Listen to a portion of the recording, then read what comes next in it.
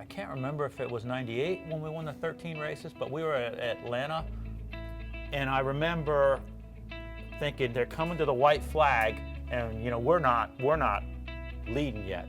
Coming to the white flag off of 4 at Atlanta, he comes on the radio and he says to us, "Watch this," and Jarrett's leading, Mark is here, and right in front of us, Jeff goes around the 6, in between the 6 and the 88, under the 88, back on the front, and he's leading by turn 1. And I was like, you know, so when I look back at really cool things, I still see that picture of him, you know, saying, "Watch this," and then zigzagging between those 2 cars. That's amazing.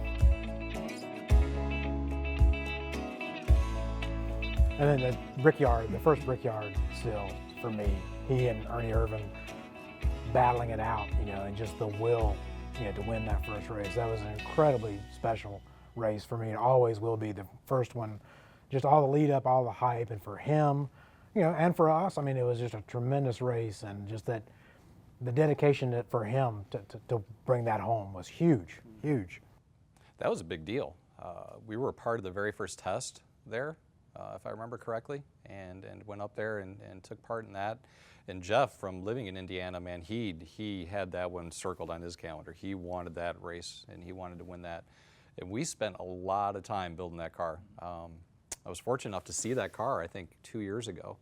And the stuff that we built on that car was really neat. I mean, we had these cool brake ducts underneath the front valance that we ran at that time, and all these cool little things. The splitter was extended, and some other things that we don't want to talk about because we don't want to get in trouble now. You know, statute of limitations is good. We're probably safe. I can't get in trouble. You may still. But it was so much fun, and boy, I'll tell you what. You know, I was changing tires at that time.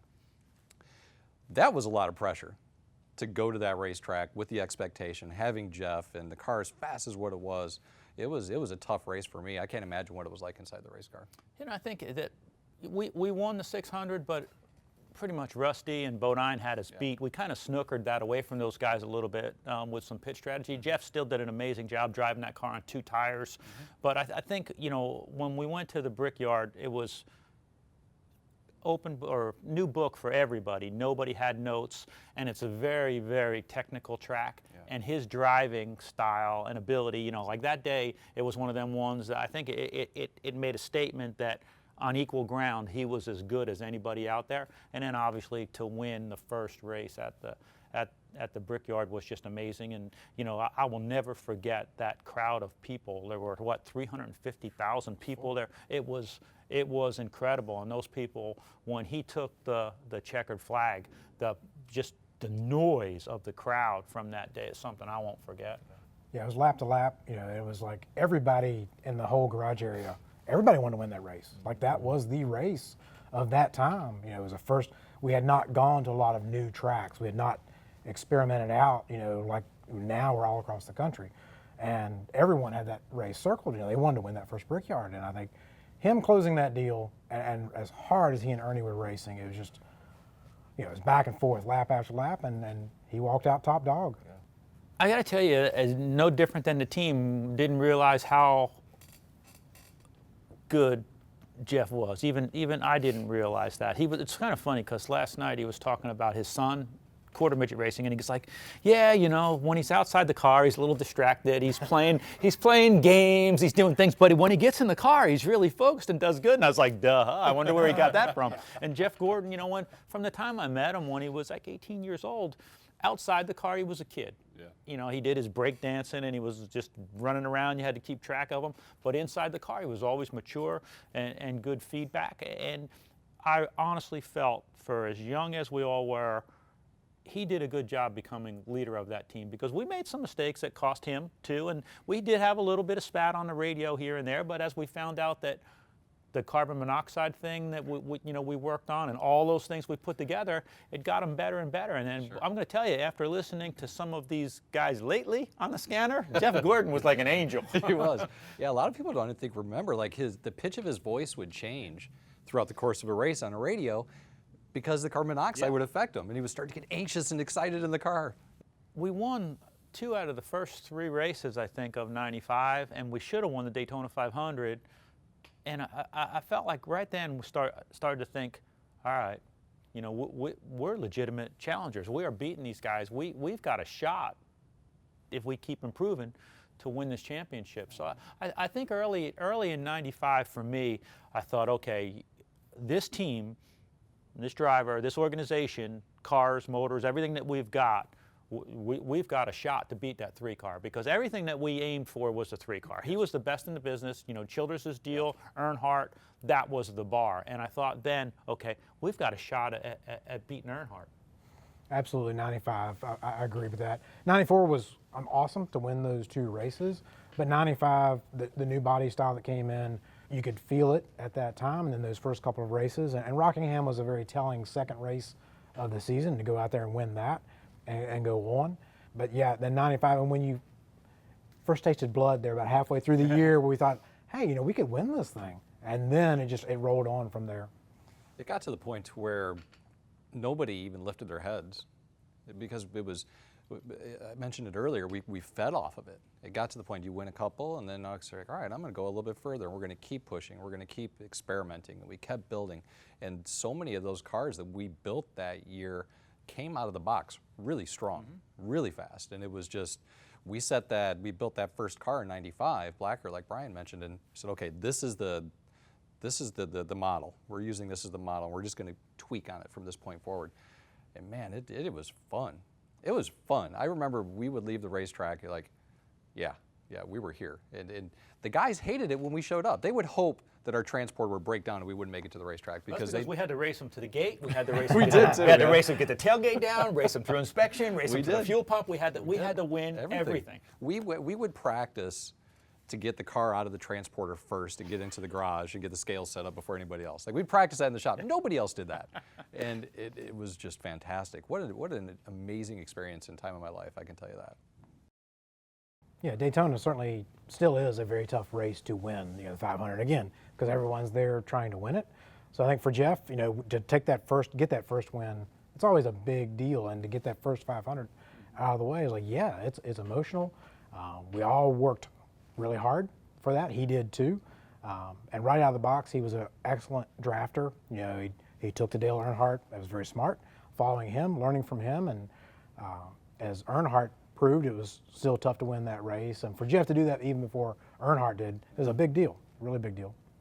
When that thing crossed the finish line, and that was our 1-2-3 finish here at Hendrick. It was a really, really special day, because I remember how emotional it was with Mr. Hendrick not being there and winning the Daytona 500, and then watching the 3 cars come across together. You know, it was neat. And I also remember Earnhardt going by our pit box with his roof all crushed down and everything, giving me the finger in jest. But it was a funny day. You talk about the not having a lot of experience. I remember getting ready to leave here one day to go to Darlington, and we'd been to Darlington with the Busch car, but we left from up in Thomasville. So we pull out the driveway. We're like, okay, which way? I don't know. You know, we had to go back in the office and get directions to get to the Darlington racetrack. And you couldn't Google the directions then. You had to get the atlas. No, It was all paper. the cell phones were much bigger. I remember at Darlington with that, you know, that car, like that was our cursed car. With the 99 when we raced the 99? Yeah, and well, all day long we did not have a great car. We did so many pit stops, this in, that out, did all that, right? And I had to unhook the rear sway bar and put spring rubbers in during the race. And then did I have you rehook it? I remember hooking, unhooking, no, got rid of that, my rear sway bar. Yes. But I remember Tony Glover told me, you know, after an inspection there, after Victory Lane and all that, that his driver at that time was complaining about, you know, his car was banged up, and that's why he couldn't get up there. He took him over and he shows him a 24 car. He says, that car is totaled and just won $1 million. Don't tell me about a bent fender. That was huge. That was a huge race, because it was not a good day. No. But at the end of the race, he showed up, and we got the car close enough, and he did the rest. They just wheeled it. God, that was an amazing race. That was a fun race.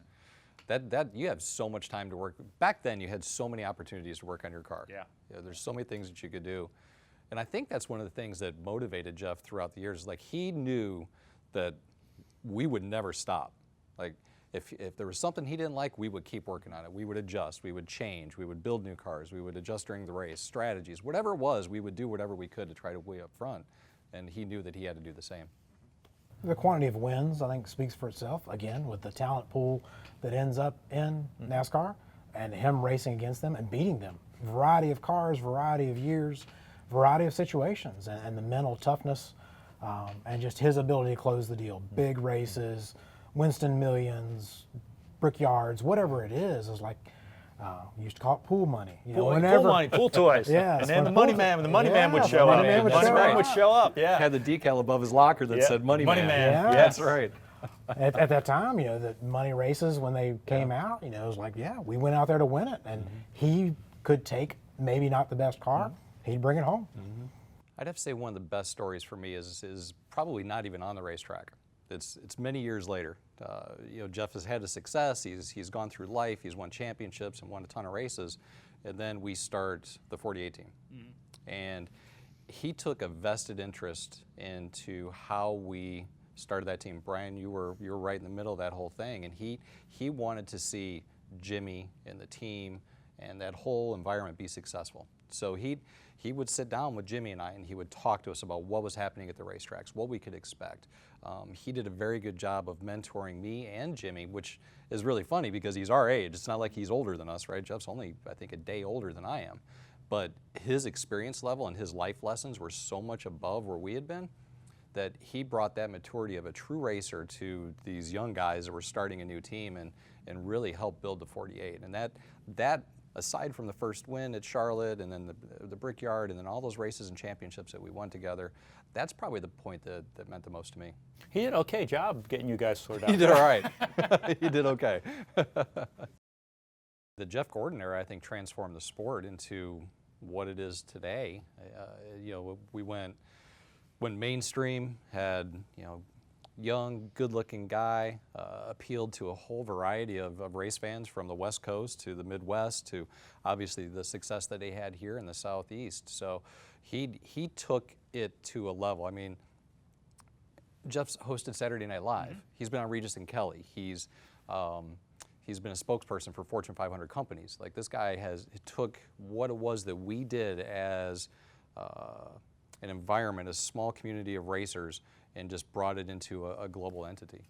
Yeah, and I agree with you. He's going to be remembered, I think, largely for that because of what he did to grow the sport. But I just hope his driving ability doesn't get overlooked in that, because I think that as much credit as he gets, I think most people still don't realize how great of a driver he was for how long.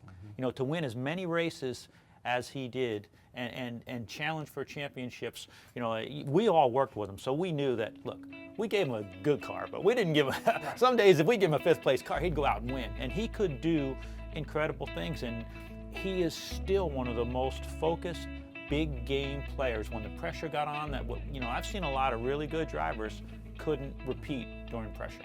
And when the pressure got on, he just became a whole nother person and was able to somehow get it done. And when I look at certainly the growth of the sport, but when I look at what he was able to do inside that car, I just hope that people give him the credit he deserves with the talent that he has.